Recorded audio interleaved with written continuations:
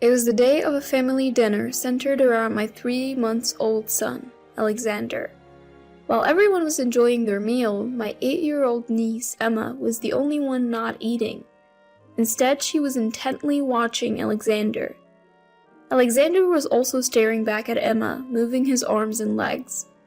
Seems like Alexander has something to say. Then Emma began to speak, and what she said was astonishing. My husband Michael's face turned pale and his lips trembling. Michael had been called out on a secret he thought only he knew. Seeing this, I decided to expose Michael's truth right then and there. I'm Jessica, a 25-year-old housewife. I married Michael, who is 3 years older and works in an office 2 years ago. Despite the challenges of new motherhood, we were living a happy life as a family of 3. My sister Sophia and her husband live nearby. Ever since I was pregnant, Sophia has been a great help, often coming over to assist with chores and keep me company. One day, Sophia told me something unbelievable. Her 8-year-old daughter, Emma, my niece, apparently has a mysterious power. Sophia recounted an incident when she and Emma were driving. Emma suddenly said, "We should take another route. There will be an accident if we go this way." Sophia didn't understand why Emma would say such a thing, especially when the road ahead looked clear. But Emma looked so serious that Sophia decided to change routes. The next day, we learned from the news that a major accident had occurred on the road they were initially going to take. Sophia was horrified to think what might have happened if she had ignored Emma's warning. There were other instances too, like when Emma predicted a burglary in the neighbor's house, which actually happened. However, Sophia had warned the neighbors in advance, so they were able to evacuate with their valuables, avoiding any loss. I am not a fan of the occult, so I just found Sophia's stories creepy, and I didn't really believe Emma had any special powers. I told Michael about it, but he also brushed it off, saying, "Well, strange things do happen." By the way, ever since I got pregnant, Michael started coming home late, often drunk. I wished he would help me with the baby or the housework, even just a little, but that never happened. He had promised to co-parent when we found out I was pregnant, but after the birth, he left all the child care to me. Finally home.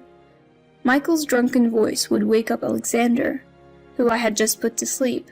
Holding a crying Alexander, I told Michael, "Please keep it down, you're waking Alexander, and can you please cut back on the drinking and come home earlier?"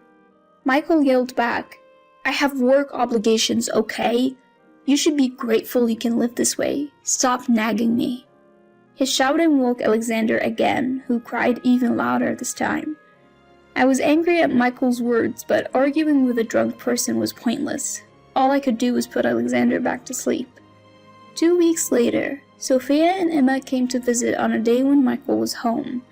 Seeing Alexander for the first time, Emma said, "He's so tiny and cute," and was completely enamored with the baby. But after a while, Emma started glancing at Michael. Curious, I asked, "Emma, what's going on?" Emma replied, "Jessica, it looks like Alexander has something he wants to say." Looking at Alexander in his crib, he was staring at Emma. Then Emma said, "This is a secret from Michael," and whispered something in my ear. Upon hearing it, I was so shocked that I lost my words and stared at Michael. Michael, who knew nothing, simply met my gaze. I said to Emma, "But Alexander is just a baby, he can't talk." Emma looked serious and said, "It's true, he's saying he doesn't want to be away from Mommy, and to be careful around Daddy." I couldn't believe what Emma was saying, but her earnest expression and teary eyes made me wonder. After Sophia and Emma left, I asked Michael, "Do you have any secrets from me?" Michael quickly replied, "Why would you say that?" "Just asking." "I have no secrets, you have nothing to worry about," Michael said. "All right," I responded, but despite his words, Michael seemed anxious and his behavior was suspicious. Then he started doing something he never does, changing Alexander's diaper. This made me even more suspicious of him. Is Michael hiding something from me? I couldn't get what Emma had said out of my mind, and I started to doubt Michael. The next day, after Michael left for work, Sophia and Emma suddenly showed up. Sophia apologized. Sorry for coming unannounced. Emma insisted on coming over. Emma's expression was dead serious. It's okay, don't apologize. Emma, welcome. Come on in.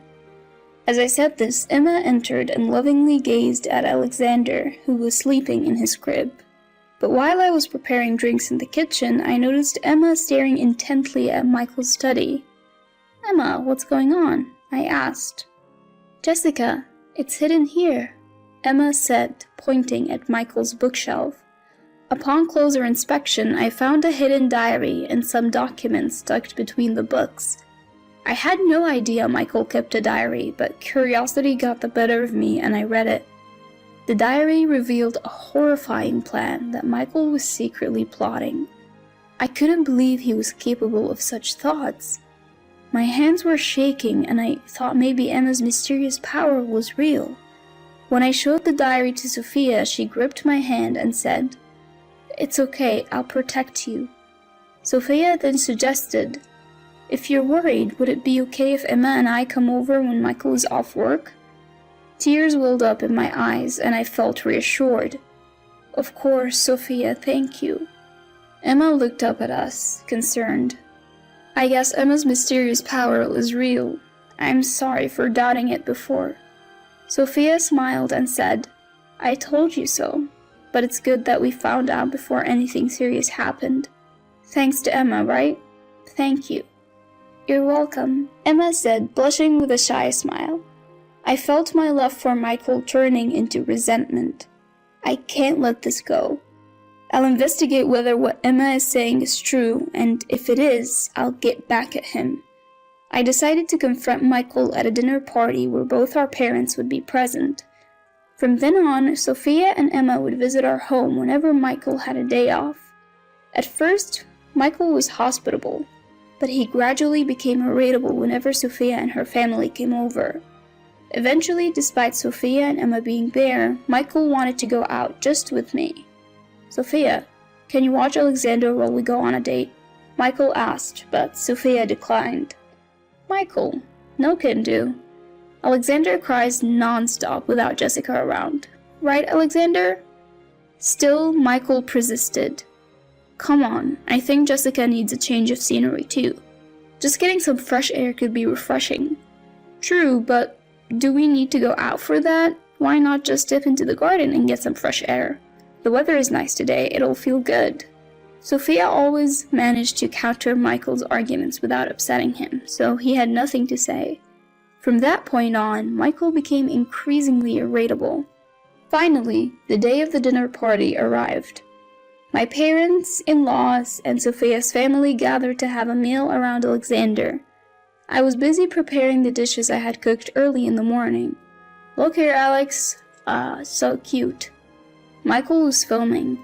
Seeing this, my father-in-law murmured, Michael has become a fine father, and my mother-in-law nodded, tears in her eyes.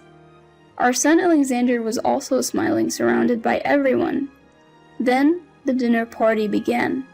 In the cheerful atmosphere, only Emma was staring at Alexander without eating. Alexander was also staring at Emma, moving his hands and feet. Sophia said to Emma, Here, your favorite apple juice. But Emma didn't respond. Just when I was wondering if Emma was sensing something again, she said to Michael, Do you love money more than Jessica? The room fell silent at Emma's words, and everyone froze, staring at her. Why would you say that, Emma? I asked. Because that's what Alexander is saying, Emma replied, pointing at him. I exchanged glances with Sophia, but everyone else was confused. Michael chuckled and said, Emma, Alexander can't talk yet. You shouldn't lie like that, lightly touching her head. Emma forcibly shook off his hand. It's not a lie. The baby says Daddy is trying to push Mommy from a high place to get money. You mean me? I would never do such a thing. Alexander loves Mommy, so he's saying to stop being Daddy. While everyone was shocked, only Michael turned pale and his lips began to tremble. Stop messing around. Don't say such ridiculous things. Suddenly, Michael slammed the table and yelled. Emma's face tightened, and Alexander looked like he was about to cry. I wanted the dinner party to be pleasant, but that seemed impossible now.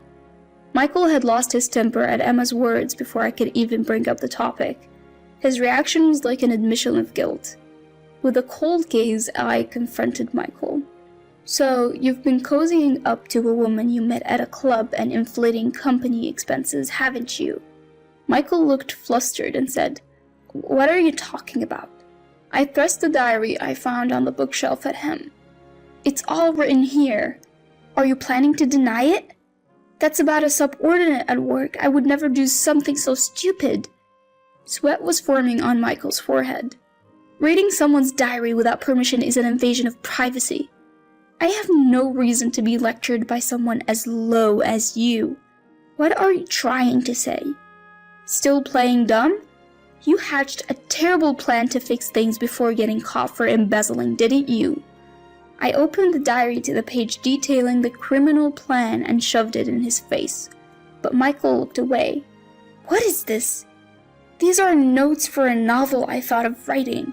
Besides, a diary isn't evidence. Really? Then what do you say to this? I pulled out some documents. You know what this is, right? A life insurance policy you hid, with a $100,000 payout on me. What were you planning? Michael started to panic. That is, you planned to kill me, collect the insurance money, and repay the embezzled funds. Isn't this solid proof? Stuck for words, Michael could only say, No. Emma had secretly told me this when she first met Alexander. Michael wants money and is planning to push you from a high place. From that moment, although I found it hard to believe, I started to suspect Michael. Both sets of parents were frozen in shock. Cornered, Michael had nothing to say and hung his head, but then suddenly fell to his knees, clinging to my leg. Jessica, I'm sorry. Please pay back the money I used. Why should I? Michael looked like he was about to cry. Don't say that. We're married, right? Please, if the company finds out, I'll be fired. How will we live? Michael had trivialized my life for his own benefit. I deeply regretted ever being with such a person. I peeled off the clinging Michael and said, I can't be married to someone as horrifying as you. It's bad for Alexander too, so let's get a divorce. I then thrust a pre-filled divorce application at him. I also demanded a $20,000 settlement and $500 a month in child support. No way! Alexander is still young. Paying that much money forever is a joke. Stop arguing and sign the divorce papers already. Michael was stomping on the ground and wailing like a child. His pathetic display made me feel nauseous. Then my father-in-law, who had been silent until now, shouted, Michael, enough is enough. He probably couldn't stand to see Alexander witnessing such disgrace any longer. You have no right to refuse the divorce and the settlement. Pressured by his father, Michael reluctantly signed the divorce papers. After that, my in-laws apologized to us profusely and took Michael away, almost dragging him. The next day, I submitted the divorce papers to the court. I also contacted Michael's company to report his suspected misuse of company funds. Soon after, his misdeeds came to light, and he was apparently fired. To pay the settlement, child support, and restitution to the company, Michael had to sell his house. Now he's working as a living construction worker from morning till night. I considered reporting this to the police, but in the end, there was no evidence other than what Michael had written in his diary. So I decided to be grateful that, thanks to Emma and Alexander, the incident was prevented. Now I'm back at my parents' home, living a peaceful life with Alexander. Sophia and Emma come to visit Alexander almost every day. Alexander says he's happy to be with mommy all the time. Emma told me this, and it put my mind at ease. I wonder if there is a way of communicating that only Emma and Alexander understand. And is it something that adults can't grasp? While pondering these thoughts, I look at Alexander's joyful smile and vow to continue pouring my love into him and protecting him with my own hands.